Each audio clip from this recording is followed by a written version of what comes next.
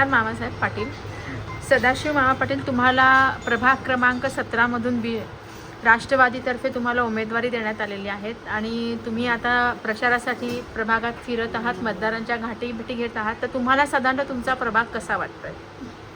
बघा, आम्ही ज्या प्रभागामध्ये आता निवडणुकीसाठी उभे आहोत, 17 मध्ये पूनम शेलार आहेत, ब मध्ये 17 मध्ये सदाभाऊ पाटील स्वतः आहे आणि ॲक्च्युली हा जम्पिंग वार्ड आहे. माझा वार्ड 26 नंबर आहे.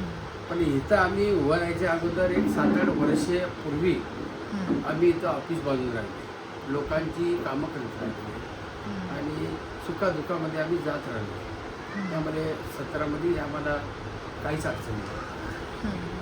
कारण तसं म्हणजे इथले मतदार म्हणतायत की तुम्ही बाहेरचे आहेत, तर तसा काय सांगाल तुम्ही त्या मतदारांना? मतदार म्हणण्यापेक्षा आमच्या समोर एक उभा आहे एका पक्षाचा उमेदवार आणि तो तुमच्याच एक पत्रकार संघातला पत्रकार आहे. तो आता काय माहिती आहे, माणसाची इच्छा होता उभा राहिला तो आणि अचानकपणे उभा राहिलेला तो उमेदवार आहे. तो स्वतः अगोदरच म्हणत होता काय बाहेरच्या लोकांना तुम्ही निवडून द्या.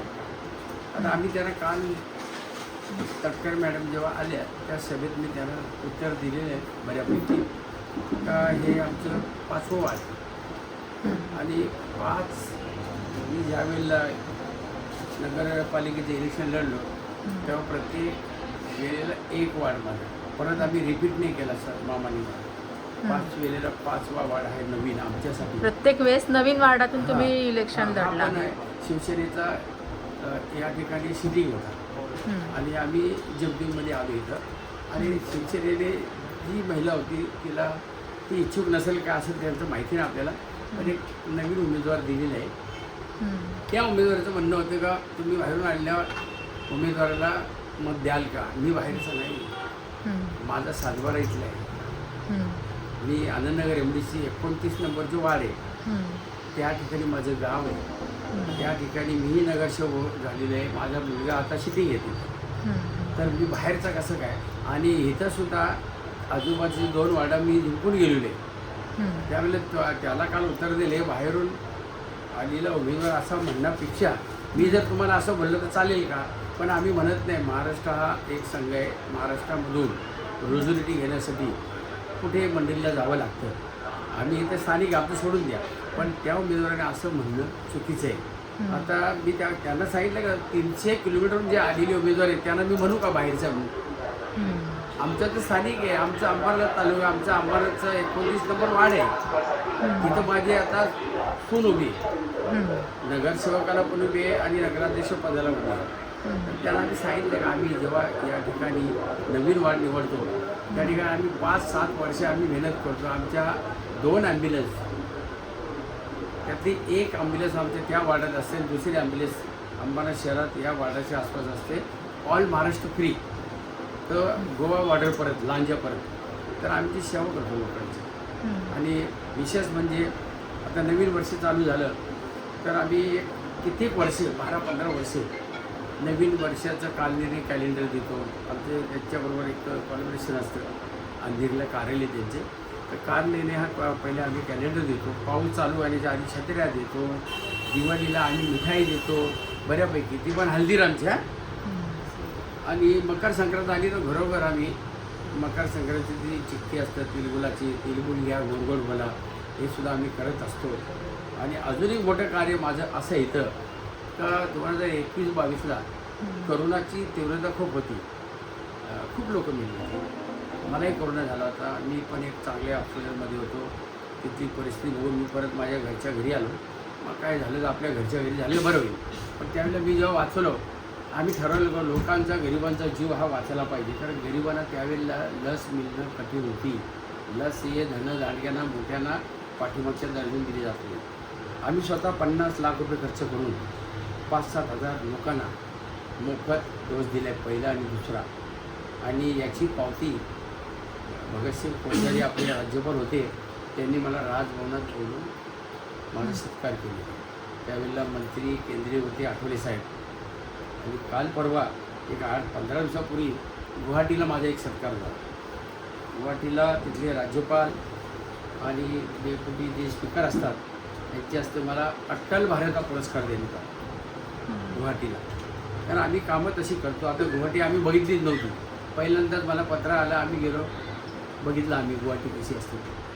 तर आमचं असं विविध प्रकारची कामं असतात त्यामुळे आम्हाला कोणी बरं, प्रभागातल्या तुम्हाला काय समस्या जाणवल्या?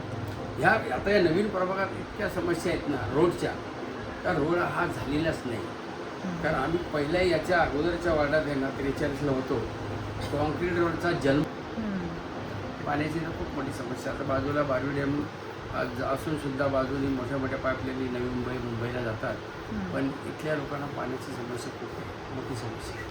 आणि घनकचरा पण एक थोडा स्लम एरिया असल्यामुळे हां. थोडासा एक घनकचऱ्याचा स्वच्छतेचा देखील मोठ्या प्रमाणात समस्या आहे कसं आहे पाण्यामध्ये. कचऱ्याची समस्या कधी अशी निर्माण होतं, समजा का लोकांचा कामगारांचा पगार नगरपण लेट दिल्यामुळे कधी ते संपावर जात असतात.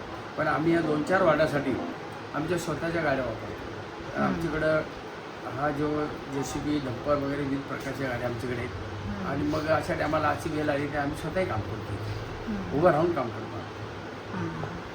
बरं, आता मतदारांनी तुम्हालाच निवडून द्यावं असं तुम्हाला काय वाटतंय? खात्री आहे आमची. काम केले आम्हाला, काम केले, ज्यांनी काम केले त्याला कसली भीती नसते. आणि मतदारांच्या वातावरण जो आहे ना त्याच्यावर समजतं आम्हाला का आम्हाला नाही होऊ शकत. 2 डिसेंबर रोजी मतदान आहे, तर तुम्ही मतदारांना काय आव्हान कराल?